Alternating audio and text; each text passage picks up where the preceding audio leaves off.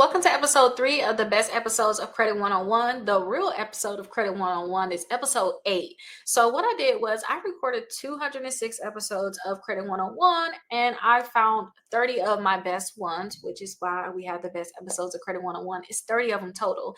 And I created a lot of downloads for them. So if you guys are watching in the membership, you guys should see them all. So I created a lot of downloads for all of these great episodes that I love the most so that you guys can actually be able to learn more or learn deeper about these different subjects, because I think they're the best episodes because they're needed. Like, you need to put this in your head. As much as I need to put it in my head, you guys need to do the same thing. So I created these different episodes, and this is episode 3. If you guys don't already have the course that I created for Credit 101, go ahead and look down below. All the downloads I'm going to talk to you guys about is over 40 different downloads that you guys can use. And it's dispute letters in there, checklists in there, a lot of different guides with valuable information, a lot of different worksheets that you guys can fill out, such as the one that we're going to go over now. It's all down below in the description for the Credit 101 course. And it's $1 draw to get in there, so it's no reason why you're not in there. If you guys already have the course because you're watching it now, thank you so much. I have more details down in the description to tell you guys how to understand each one of them. And if you guys have any additional questions, you guys can always leave a comment within the course and I'll answer that comment. But definitely, guys, go ahead and get the course. It's down below in the dollar trial. Now, in this episode, we're talking about understanding your actual credit report. So you need to know what's inside your credit report, and you need to know why it matters. So I actually have something that's going to break down your credit report, and I'm going to tell you some things on why these different things matter, because some stuff you may overlook, but you need to know why these different things matter and why this information should be reporting a certain way. So let's go ahead and check out that analysis guide that's going to actually tell you why these different things are going to really matter to you. So we're going to actually do this worksheet. So it's an actual worksheet that you guys can actually fill out. And we're going to only do step number 1. I believe it's 8 of them total, though. Actually, it's 9 total. And it's fillable. Just fill it all in, you guys. And if you guys are in the course, it says, hey, this section is for this. If you find these problems, do these. So definitely you can follow along now and do number 1, and then you guys should be able to do the next ones. If you guys have actual problems with your credit reports and you need to know more about your credit, please look into my exclusive credit membership. It's a $1 trial for that. Also, you can find it at Rickita.com. So definitely check that out. You can see my email address is actually right here. So you can find it at Rickita.com. So let's go over this first one. So the first one is your personal information. So your personal information is very important. I tell people you should really only have one name reported to the credit bureau. So you want to list any names here that shouldn't be here, especially if you want to call the credit bureaus, or you can list the name that you want to be on your credit report. List names you want to be on there, and then call the credit bureaus and tell them to remove all the other names. All those different variations could be a sign of somebody trying to take over your credit. Only the last 4 digits should be displayed on your credit reports. So just list that just to make sure, you guys, if you already know your social security number, you don't have to list it. But if you guys are listening to this, I have a teen course coming up, and they're not going to know their social security number. So they're going to have to write it out to like remember it, basically. So they're going to put the last 4 digits of it here. And if you guys you learning your social security number yourself, you're like, okay, I have to learn I had a number, then put that number here so you can remember it, and make sure that the other bureaus, well, all the bureaus have just this one social security number, not multiple, because I have seen multiple on a credit report. Also, date of birth. Do y'all know the credit bureaus can have multiple date of births for you, but you should only have one. So list that here and make sure all these different bureaus that have all these different names, social security number, date of birth, and also we're going to go into addresses, employment information. You can actually write a dispute letter telling them to remove it, or you can call them too. Call them and tell them that they need to update this information and they need to remove it. So make sure you only have one date of birth there. Make sure it's the correct date of birth. Sometimes they don't even have your full date of birth. If you were born in November on a certain day, they may just always put the first. Like, they don't actually put a date of birth there for you, or they may only have your year. Make sure they have your full date of birth and it is correct. So your current and previous addresses. I usually say you should only have your current address on there, and that's or an address that's not tied to negative accounts. And that's really for those people that's trying to remove accounts from their credit reports, honestly. But you guys can have previous addresses on there, but when you start having too many addresses, they starting to think that you're just hopping from house to house. And that's when I learned deeper about what they look at into deeper into the credit scores. We don't really know what their algorithm is saying or what it's really doing. But when I was taught like the dark side of credit, they talked about having addresses in bad neighborhoods wasn't good. So if you stayed in the hood before, you might want to remove that address, because they look at that address a certain way, like when their system, when they pulling it in. It's a certain code and they know what type of education is in that area, how much income is in that area. It just look bad, especially if you got an old address. So go ahead and remove those addresses. Any address that's not yours, remove it too. And then with your employment information, if you guys have a possibility of getting sued, understand that they could pull your some of these companies could possibly pull your credit reports if they have the right authorization, and find out exactly where you work at, find out what your address is, and then they'll have the information that they need to sue you and get a garnishment. So that's why I say sometimes with employment information, unless you're really doing good with your credit now, I just don't see a point of having it there. When I apply for a new credit card, that the employment information will be added. Other than that, please remove this. Like, I don't need to have it there. But you want to make sure that you verify that all of your personal information is accurate and up to date. Any discrepancies may indicate errors or possibly identity theft. So look into it. You could possibly have identity theft. So just fill in this worksheet, and if you guys see things that's wrong, contact the credit bureaus and say, hey, I have these different things that's wrong with my credit reports. Now, I'm not going to go over everything. I'm going to skim over everything because this is a detailed worksheet, and I'm a, like, tell me what it is. I'm a more of a visual person, audio. Don't just leave me to read it. Sometimes maybe it's details I'm missing, so I'm going to go over a few of them here. So when it comes down to your credit accounts, if you're disputing your accounts, make sure every credit bureaus have the same information. So say if you have a Capital One account, and it's charged off, you try to get it deleted, make sure that the account number is the same on all three bureaus. Make sure the account type is the same. You're filling this information in. And maybe you need to copy this on another piece of paper for all of your accounts too. It's going to take some work, especially if you guys are working to dispute accounts. It's going to take some work, but this worksheet is great for you. And when it comes down to number 2, if you guys are in a membership, it doesn't even matter. If the account is positive, just leave it alone. Don't even care about the details. You care about the details if you ever need to get it deleted. Just make sure that it's reporting current, the balance is reporting correctly, so it don't mess up your utilization. It says that it's in good standing or open. It don't have any negative stuff on there. You'll be good.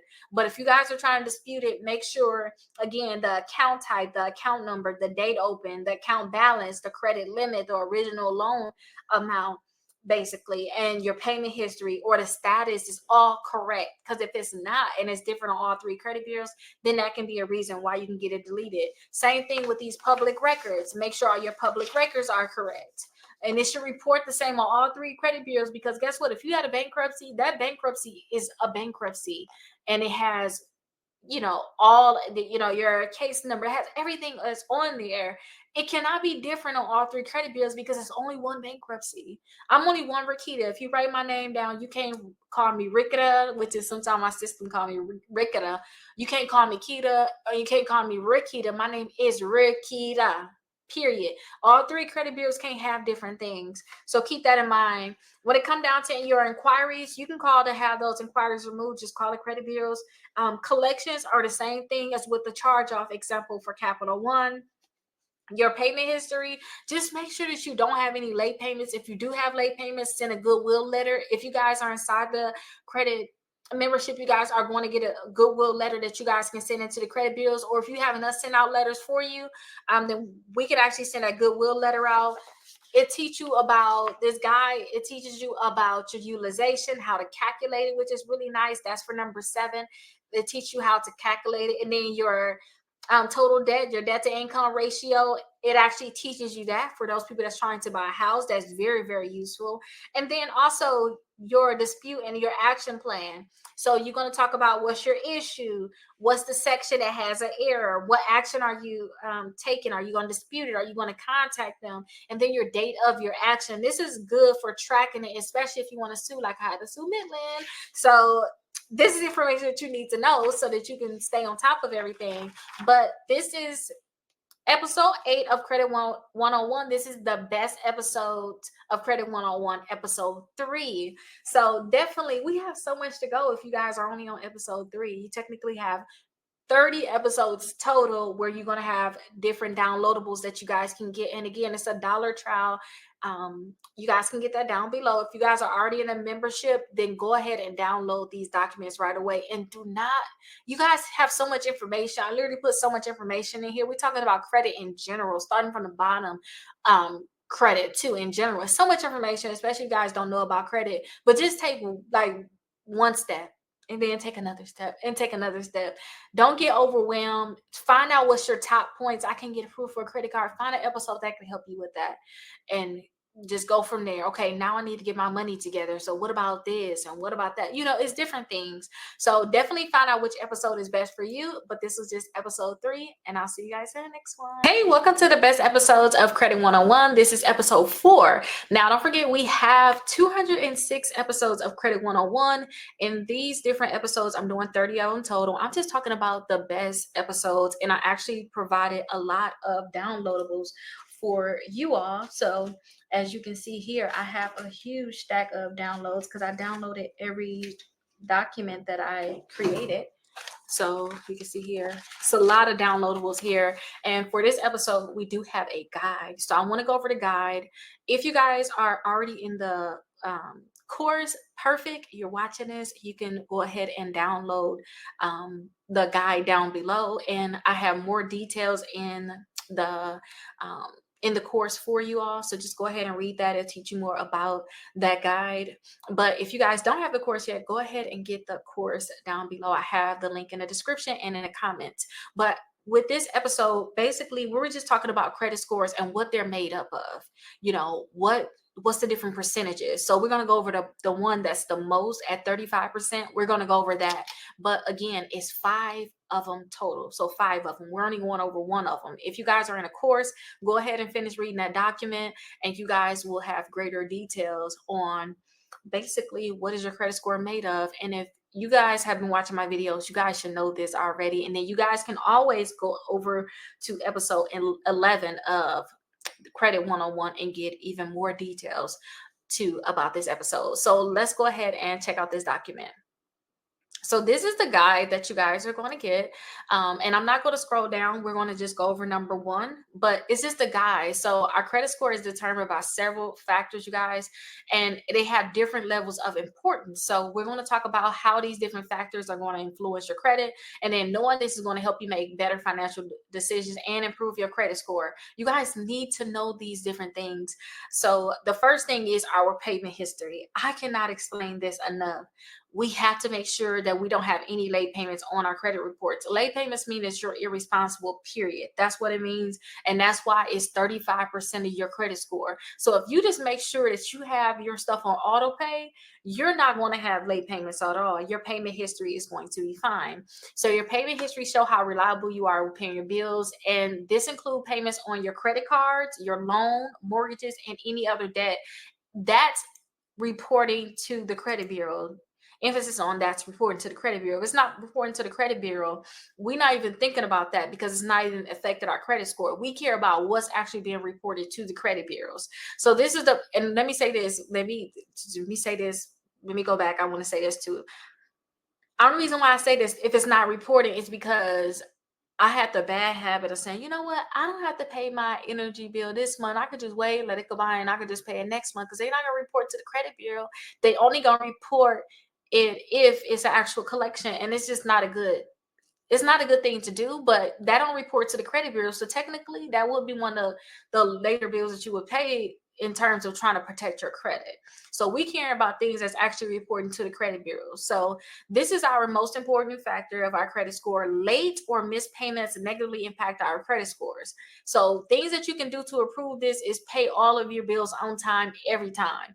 And to make sure that you guys are doing this, all you have to do is just set it all up on auto payment or do reminders. I put all of my bills, let me tell you, this is really one of the most important ones. Because I seen somebody get a late payment off a $5 credit card bill, and it's like, oh, I just forgot. And I'm like, I know y'all not gonna, put a late payment on there for $5, and they did. Okay.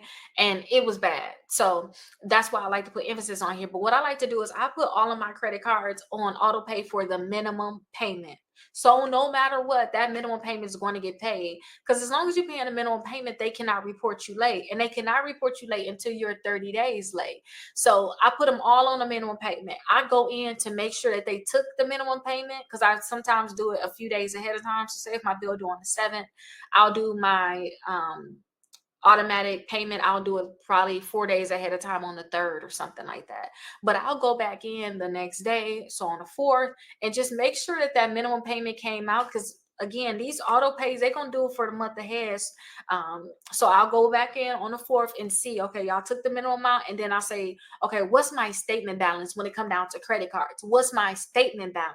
Because not only do I not want y'all to report me late to the credit bureaus, but I don't want to pay any interest. So I figure out what's my statement balance. They say, hey, your statement balance $436. Okay, I got to pay $436.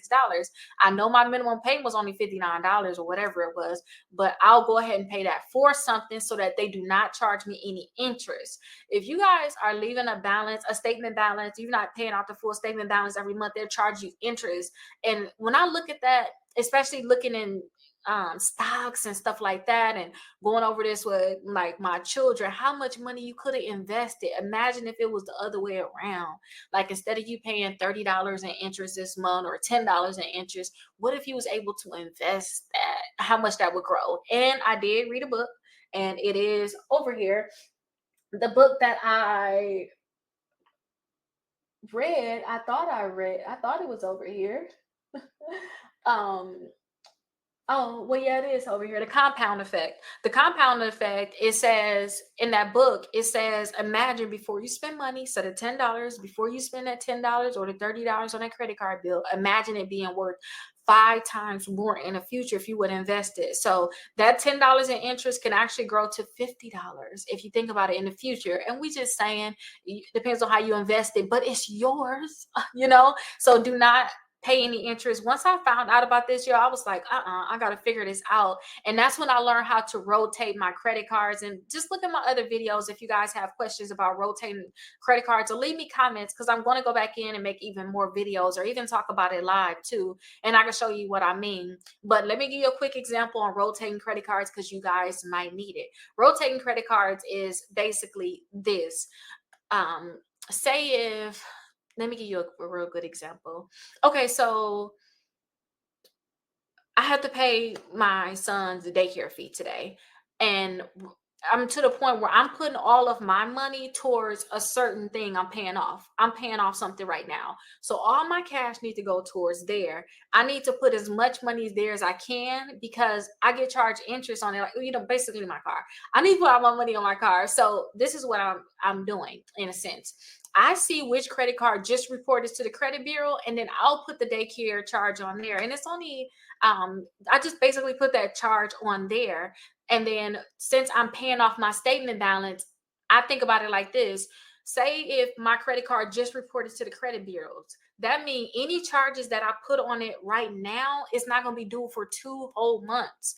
So I'm going to pay that. I'm going to pay it. I'm not going to get charged any interest, but the actual cash that I have, I can put that on my statement balances that I have right now. And I can also put that money on my debt, which is charging me interest.